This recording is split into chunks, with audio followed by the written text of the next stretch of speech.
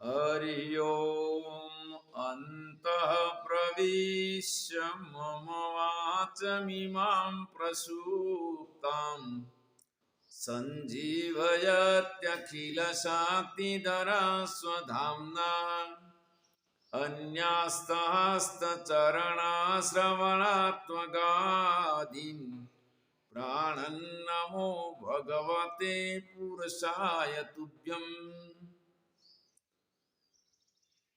वसुदेवसुतं देवं कंसचारूणमर्दनं देवकी परमानन्दं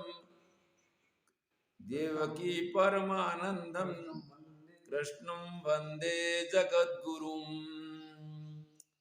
सच्चिदानन्दरूपाय विश्वोत्पत्त्यादिहेतवे तापत्रय विनाशाय श्रीकृष्णाय वयं नमः।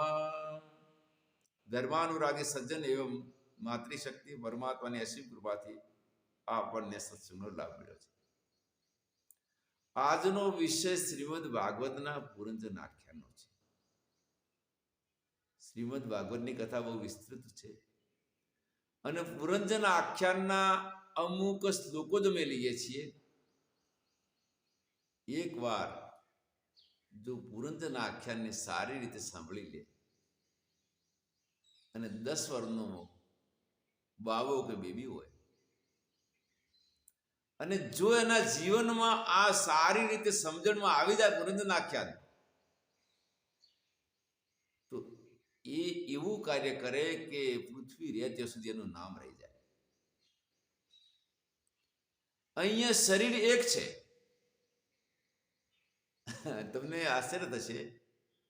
એક વાર હું ગયો એક લાઇબ્રેરીમાં અને લાઇબ્રેરીની અંદર આસિસ્ટન્ટ લાઇબ્રેરિયન એમનો કોઈ સગા સંબંધી આવ્યા ત્યારે સત્સંગમાં લાગી ગયા અને સત્સંગમાં પડ્યો વાંધો અને મારા આગળ સમાધાનની વાત કરી કે મહારાજ આ કઈ કહો।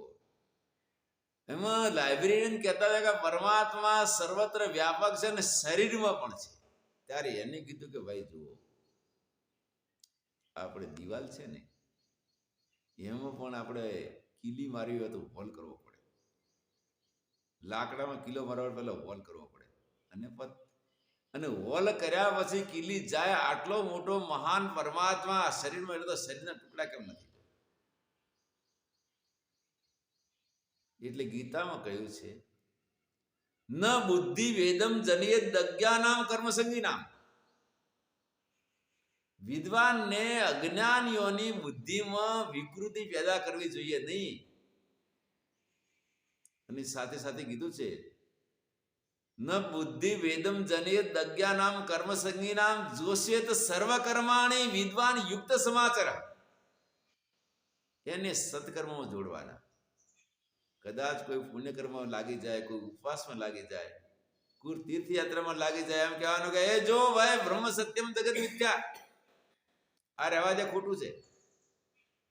હવે બિચારા હજુ સુધી જેને સ્કૂલના કમ્પાઉન્ડમાં નથી આવ્યો, દરવાજા ઉભો છે ને આને સીધી જ તમે પીએચડી નો થીસીસની વાત કરો કે પીએચડી ના થીસીસ તારે સાંભળે તો એને સમજણમાં આવે ના આવે।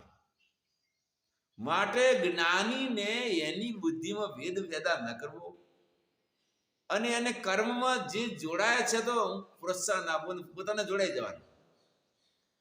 પોતે કદાચ જોડાઈ જાય તો જોડાવાથી એનું બ્રહ્મ જ્ઞાન નષ્ટ નહીં થાય, રહેવાનું બ્રહ્મ જ્ઞાન। પછી કદાચ મંદિરમાં જાય ભગવાનને હાથ જોડશે તો ભગવાન એને દંડ નહીં આપે। રુદ્રાભિષેકમાં કરશે તો એને ભગવાન દંડ નહીં આપે કે ભાઈ તે કેમ કર્યો, કારણ કે દેશ અને સંસ્કૃતિ માટે ત્યારે લાઇબ્રેરિયન પોતે પણ વેદાંત ભણેલા નતા। મારા આગળ પ્રશ્ન આપ્યો કે સ્વામીજી સમાધાન તારે, મેં કીધું કે ભાઈ જો આનું સમાધાન ત્યારે થાય કે જ્યારે એના તટસ્થ લક્ષણ સ્વરૂપ લક્ષણનો બોધ થાય ત્યારે, અને ઓછામાં ઓછું પંચીકરણ ભણવું પડે। હવે આની બુદ્ધિમાં ભેદ તમે પેદા કેમ કર્યો? એને એટલું કહેવું હતું કે ભગવાન સર્વત્ર વ્યાપક છે, વળી અંદર છે। આ શબ્દથી આમાં વિકૃતિ પેદા થઈ અંદર છે। અંતર્યામી છે. અને એને સમજાવવું હોય તો વેદાંતના તટસ્થ લક્ષણને સ્વરૂપ લક્ષણના બોધ સિવાય સમજાયું નથી. પણ હા, આપણે એક વાત તો કહી શકીએ દરેક માટે કે ભગવાન સર્વત્ર છે. ત્યારે અજ્ઞાની એમ માને કે સર્વત્ર છે તો મારી ચારે બાજુ છે, પણ મારા શરીરમાં છે કે નથી? હવે શરીરમાં છે એવું કેવું અહીંયા જરૂરી નથી, જોકે સત્ય છે. પણ સત્યની પાછળ એક વાત કરી છે ભગવાને કે તમે બોલો તો બોલતી વખતે 3 વાતનો ખ્યાલ રાખજો સત્ય બોલતા. કયું? કે અનુદ્વેગ કરમ વાક્યમ સત્યમ પ્રિય હિતમ ચેત. સત્યની પાછળ એક તો ઉદ્વેગ ન થાય એવું. કાણાને કાણાકો હોય, સત્ય છે પણ ઉદ્વેગ થાય છે, એનો ખ્યાલ રાખજો. માને પેલું પિતૃભાર્યા, બાપની વહુ કહો તો સત્ય છે, પણ એ પણ ઉદ્વેગ થાય છે. પછી પ્રિયમાં હોય પણ હિતકારક ન હોય તો કદાચ કોઈ 2 વિરોધીઓ હોય અને વિરોધી આગળ જ્યારે બીજા વ્યક્તિને ચુગલી કરે કે તારા માટે આવું કરતો એને ખૂબ પ્રિય લાગે, પણ એમાં એનું હિત નથી. એટલા માટે બોલતી વખતે ખ્યાલ રાખવો. હવે અમે એમ કહીએ કે ભગવાન સર્વત્ર વ્યાપક છે, એવું તો નથી કીધું કે શરીરમાં નથી. માટે એવું તમે બોલતી વખતે ખ્યાલ રાખો કે જે વ્યક્તિ કોઈને ઉદ્વેગ ન થાય, બુદ્ધિભેદ ન થાય. હવે એક અમુક લોકો પણ સત્યનો ખ્યાલ હોવા છતાં પણ કોઈ વખત સત્યના પ્રતિપાદનમાં ઘણી તકલીફો થતી હોય. જેમ કે અમે વ્યસન મુક્તિનું કાર્ય કર્યું, એની અંદર લગભગ આપણા 2 લાખથી 2.5 લાખ જેટલા 2342 વર્ષ વસ્તીનો ઇતિહાસ લીધો અને દંતાલી નિવાસી સ્વામી સચ્ચિદાનંદજીના માર્ગદર્શનથી અમને એમાં ખૂબ સહાયતા મળી. કારણ કે અમે ઇતિહાસનું આજીવન અધ્યયન કર્યું, સમાજ સેવાનું કાર્ય કર્યું, એના આધારે અમે વ્યસન મુક્તિનું કામ કર્યું. હવે એ યુદ્ધના ઇતિહાસની અંદર 2.5 લાખ જેટલા આપણા દેશભક્તોએ પોતાની પ્રાણોની આહુતિ આપીને કુરબાની આપી.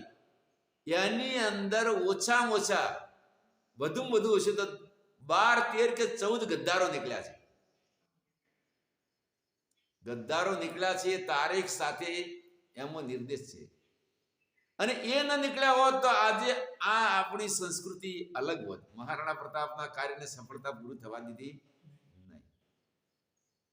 હવે તારીખ પણ નિશ્ચિત છે, કોણ છે એના નામ પણ નિશ્ચિત છે, આની ફિલ્મો નીકળી ગઈ છે. પણ આજે અમે એના નિર્દોષ પરિવારને દુઃખી કરવા માંગતા નથી. એ તારીખ આપી હતી કારણ કે એમનો એ તો જતે ગયા, એ ગયા ને એમના કર્મના ફળે એ ભોગવશે. પણ એમનો જે 500 વર્ષ પછીનો એમનો નિર્દોષ પરિવાર આજે ભારતમાં જીવે છે. જો તારીખને વાર આપ્યા તો એના પ્રત્યે ઘણા લોકો ઘૃણા કરશે, નફરત કરશે અને એ પરિવાર દુઃખી થશે. માટે આવું પણ આપણે બોલવું જરૂરી નથી ને. એમના લીધે હવે આપણે મૂળ વાત ઉપર આવીએ કે પુરંજન આખ્યાનની અંદર અહીંયા ભાગવતમાં કથા છે તો પુરંજન આખ્યાનનો ભાવાર્થ છે જીવાત્મા. જીવાત્માને પુરંજનની ઉપમા આપી છે, એક કથા ઉભી કરી છે. અને હવે અમે ભગવાન વેદવ્યાસજીના શ્લોકોની શરૂઆત અને સામે પ્રાચીન બરહી રાજાના નારદજી વચ્ચેનો આ સંવાદ થાય છે. ત્યારે પુરંજનનો પરિચય આપવામાં આવે છે. આસિત પુરંજનો નામ રાજા રાજન વૃચ્છવાહ તસ્ય વિજ્ઞાત નામાસિત સખા વિજ્ઞાત ચેષ્ટિતઃ. હવે આ પ્રકારે જીવ અને ઈશ્વરના એક સાથે રહેવું. ભગવાન તો વ્યાપક છે, એની અવ્યાપ્તિ છે નહીં. જીવ કર્મ કરે છે, ભોગવે છે, અને ભગવાન જીવને કઈ ટાઈમે સહાયતા કરે અને કઈ ટાઈમે સહાયતા કરતો નથી. આનું સ્પષ્ટ વિવેચન સાંખ્ય દર્શનમાં આવ્યું છે. કોઈ પણ શાસ્ત્રનો સચોટ નિર્ણય આપવો હોય તો દર્શયતે અનેની ઇતિ દર્શન, એના માટે 6 દર્શનની જરૂર છે. કારણ કે પહેલા અમે ભણતા હતા ત્યારે વિજ્ઞાનનો પ્રયોગ આવ્યો શરૂઆતમાં કે ભાઈ લોહીની અંદર સફેદ કણ પણ છે. લોહી તો લાલ દેખાય છે, એ તો દેખાતા નથી. જ્યારે માઇક્રોસ્કોપ મૂક્યો ત્યારે દેખાણા. એમ જ્યારે પણ આપણા શાસ્ત્રના અર્થને જો ગહેરાઈથી જોવો તો દર્શન ઉપર જોવું પડે. તો પૂર્વ કાળમાં પુનંજન નામનો એક યશસ્વી રાજા હતો અને એનો એક મિત્ર હતો, એનું નામ અવિજ્ઞાત. અવિજ્ઞાત બોલાવે છે. અવિજ્ઞાત મિત્ર હતો. અવિજ્ઞાત મિત્ર હોવાથી હવે અવિજ્ઞાતની પરિચય આપે છે કે દરેક મિત્ર જે છે એ દરેક મિત્રનું કામ કરે એટલે પ્રગટ થઈને અનુભવમાં આવે છે કે ભાઈ તારા માટે હું દવા લાવ્યો, તારા માટે પુસ્તક લાવ્યો, તારા માટે આ કાર્ય કર્યું. દરેક વ્યક્તિ જીવનું કાર્ય કરે ત્યારે એને સીધો અનુભવમાં આવે. અને અમુક એવા પ્રમાણિક જાનવરો પણ છે. પ્રમાણિક જાનવરો એવા છે જેમ કે પાળેલું કૂતરું હોય છે, એ પણ માલિકનો વફાદાર રહે છે. પછી અમુક બીજા ઘોડા છે, ગાય છે, એ પણ સ્નેહ ધરાવતા હોય છે પોતાના માલિક પ્રત્યે. જ્યારે દરેક એક જીવ બીજા પ્રત્યે કાર્ય કરતું હોય, સ્નેહ ધરાવતું હોય, એના ઉપર અનુકંપા કરતું હોય. જેમ કે અમુક ગરીબો છે, અપંગો છે, એ કશું કરવા તૈયાર નથી, એના ઉપર જે લોકો દયા કરતા હોય ત્યારે એ અનુભવમાં આવે છે કે ભાઈ આને મારા માટે આજે આટલું ઝૂંપડી બનાવી આપી, કે ભોજન આપ્યું, આ બધું કાર્ય કરે છે. પરંતુ અવિજ્ઞાત પરમાત્મા જ્યારે સહાયતા કરે ત્યારે એ એવી રીતે સહાયતા કરે કે પ્રગટ થઈને કહેતા નથી તારા માટે આ કર્યું. પ્રગટ થઈને કરે થતા કહેતા નથી તારા માટે કર્યું. એક વાર એક સંન્યાસી મહાત્મા પ્રાઇવેટ હોસ્પિટલમાં ગયા. સરકારીમાં જવાથી અને ચેકઅપ કર્યું, પ્રશ્ન કર્યો, જવાબ ના આપે. રે મહારાજી 400 લોકો છે, જો આનાથી ઠીક થશે દવા લખી, અને ડોક્ટર થવા તો મેડિકલ કોલેજમાં ભણવું પડે. મહાત્માએ વિચાર કર્યો કે ભાઈ શું કરું, મારા નિદાન તો થયું નહીં. મહાત્મા ફેર પાસે 150 રૂપિયા ફી આપીને ગયા પ્રાઇવેટમાં. ડોક્ટરે નિદાન કર્યું, પ્રાઇવેટ હોસ્પિટલ હતી, 400 રૂપિયા મહાત્માની પાસે હતા. અને પછી 750 બિલ બનાવ્યું. મહાત્મા બહાર નીકળ્યા કે મહારાજ 750 થશે. મહારાજે કીધું કે મારે 7 રૂપિયા પણ આપવા નથી, 150 આપ્યા બરાબર છે.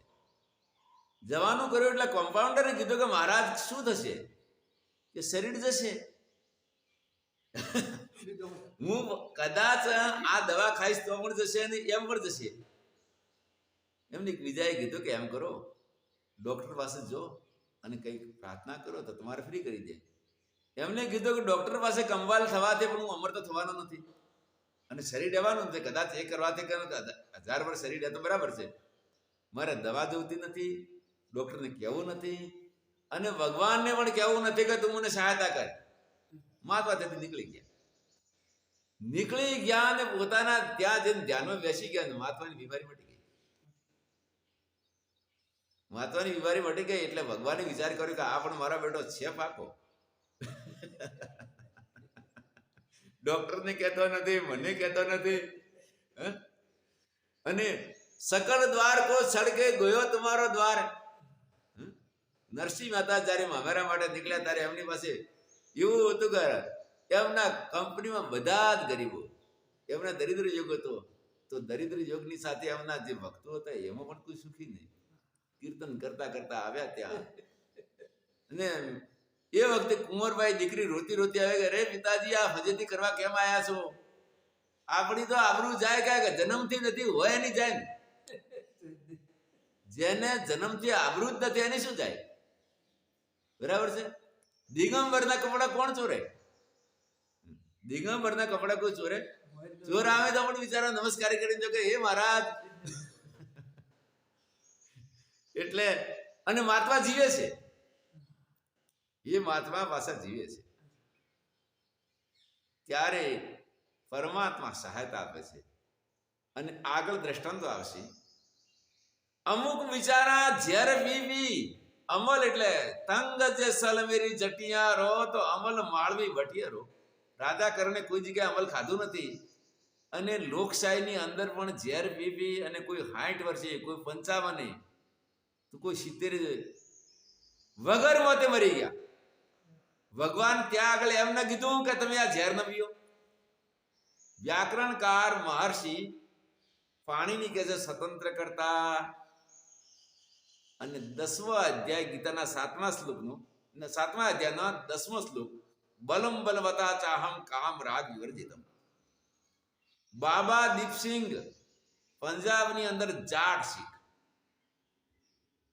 અને પંજાબના તમામ રાજાઓ જાટ. મોહમ્મદ ગઝનીએ જ્યારે અહીંયા સોમનાથ લૂંટ્યું ત્યારે 50,000 લાશો પડી હતી. અને એને ઘણો, અને એ પણ દાસી પુત્ર હતો, એ પણ રાજ પરિવારનો રાજકુમાર નતો.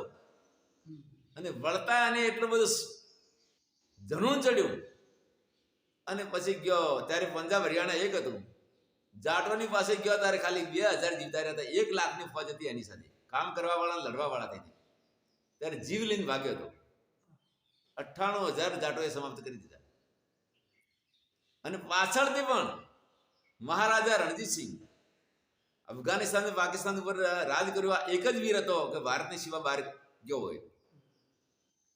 એ વખતે ગુરુ ગોવિંદસિંહના 4 પુત્ર શહીદ થઈ ગયા છે, છતાં પણ એમને ઇસ્લામ સ્વીકાર ન કર્યો, પોતે શહીદ થઈ ગયા. અને એમના શિષ્ય પછી 2, એક બાબા દીપસિંહ ને બાબા બંદાસિંહ. હવે બાબા દીપસિંહની ઉંમર 75 વર્ષની, દીકરાના દીકરા પણ મોટા થઈ ગયા ને એમના પણ લગ્ન થઈ ગયા.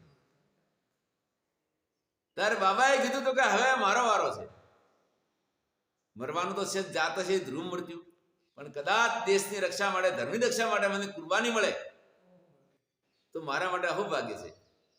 મુસલમાનો જ્યારે કોઈ પણ દીકરી રૂપવતી હોતી તો એને ઉઠાવી જતા અને એની દુર્દશા કરતા એ અમારે સંત મુખથી કહેવા, વર્ણન કરવું શક્ય નથી, એવી એની દુર્દશા થતી.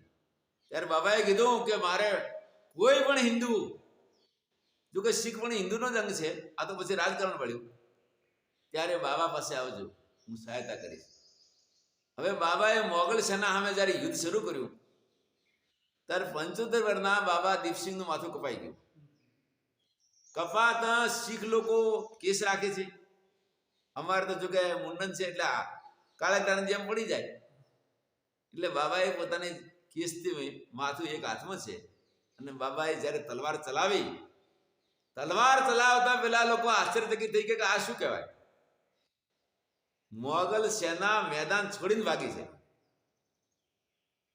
છોડીને ભાગી અને પછી આગળ સુવર્ણ મંદિરની દિવાલની પાસે બાબાએ માથું રાખ્યું, તલવાર રાખીને હાથ જોડીને બેઠા બેઠા પ્રાણ છોડ્યા. વીર વાસરા દાદા કચ્છમાં માથું કપણા પછી લડ્યા છે. આ વિજ્ઞાનથી શક્ય નથી. વિજ્ઞાનની દ્રષ્ટિએ માથું કપાય કોઈ પણ પ્રાણીનું તો એ કશું કરી શકતું નથી. બાબા વાસરા દાદા લડ્યા અને લડીને વિજય પ્રાપ્ત કર્યો. ચોરીના ફેરા ફરતા ફરતા ગયા છે. બીજા ક્ષત્રિયોએ કીધું કે ભાઈ તું શા માટે જા, અમે ક્ષત્રિય છીએ, અમે જશું, તારે જવું નથી, તારાથી જ કામ થાય એવું તો છે નહીં. એમણે કીધું કે ના, પહેલી મારું ફરજ અને પછી મારો લગ્ન, પાછો આવીશ તો ભાઈ ફેરા ફરીશ, ને કે પછી પરલોકમાં.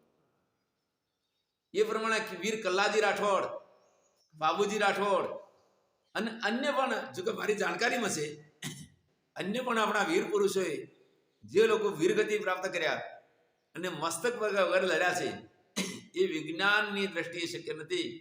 આ ભગવાનની સાક્ષાત શક્તિ. કારણ કે અને ગીતાજીનો શ્લોક અધ્યાય 7 શ્લોક 10, બલમ બલવતા ચાહમ કામ રાગ વિવર્જિતમ. તો અહીંયા ભગવાનને કહેવાની જરૂર નથી પડી, વગર કીધે શક્તિ આપી. કેમ? નિષ્કામ કર્મ હતું. એટલે આ અવિજ્ઞાત મિત્ર વ્યક્તિ જ્યારે સત્કાર્યમાં લાગે છે ત્યારે એની શક્તિ આવે છે, ત્યારે અજ્ઞાની જીવ અહંકાર કરે કે અરે વાહ, હવે તો હું બહુ મહાન થઈ ગયો. પણ જ્યારે વ્યક્તિને વેદાંતનો બોધ હોય ત્યારે એમ કહે છે, ના મારા પ્રભુ, આ તો તમારી શક્તિથી તમે કામ કર્યું છે. તો શક્તિ બની રહે, અહંકાર કરે જતી રહે. અને એમાં દાદા પાંડુરંગ શાસ્ત્રી એમને શરૂઆતમાં પોતાના ગામથી કરી હતી ત્યારે 6 લોકો મળ્યા હતા. અને ત્યાં રાયગઢ જિલ્લાની અંદર અત્યારે મોટા ભાગના મસાહારી લોકો છે, પણ હા એમાં પણ એક છે, એ લોકો કોકણવાળા એમાં 1000ની અંદર 2-4 શાકાહારી છે. એ લોકો બધા અઠવાડિયામાં 3 ઉપવાસ કરે. એટલે ઉપવાસમાં શું કરે છે, એ દિવસે મોસાહાર નથી કરતા. હા, બીજું બધું મોસાહાર નથી કરતા. માનવતા એમાં પણ છે મોસાહાર હોવા છતાં. એ પછી હાર્યા વગર એમને ભગવાનના વાક્ય ઉપર વિશ્વાસ હતો કે ના, ભગવાનનું કાર્ય મારે કરવું છે, ભગવાન સહાયતા કરશે. અને એવું કર્યું કે એમના જીવનકાળ દરમિયાન 3 કરોડથી વધારે ગુજરાતીઓ દેશ વિદેશની અંદર હૃદય પરથી વર્તન કર્યા. જ્યારે સ્વામિનારાયણની અંદર 10,000 સંતો અને 200 વર્ષ જેવું થઈ ગયું, એનાથી પણ આગળ વધી ગયા. અને આજે પણ એ કાર્ય ચાલુ છે. એટલે આ કોનું કાર્ય? પરમાત્માનું. એટલે અવિજ્ઞાત મિત્ર. અવિજ્ઞાત મિત્ર એટલે તમારા બધા કાર્ય કરે અને પાછો પ્રગટ થાય. અત્યારે 3 અવસ્થા છે, જાગ્રત, સ્વપ્ન, સુષુપ્તિ. બરાબર? હવે જાગ્રત અવસ્થાની અંદર અને એ ભગવાને બનાવી છે. ઘણી વખત મને ધ્યાનની અંદર સપના આવ્યા તો કોઈ વખત સુષુપ્તિથી શરીર પડતું નથી પદ્માસનથી. હવે હું ઊંઘવા બેઠો હતો કે ધ્યાન કરવા માટે બેઠો હતો, અને ઊંઘ આવી ગઈ. એટલે ઊંઘ મેલ આવી કે ઈશ્વરની આજ્ઞા થઈ?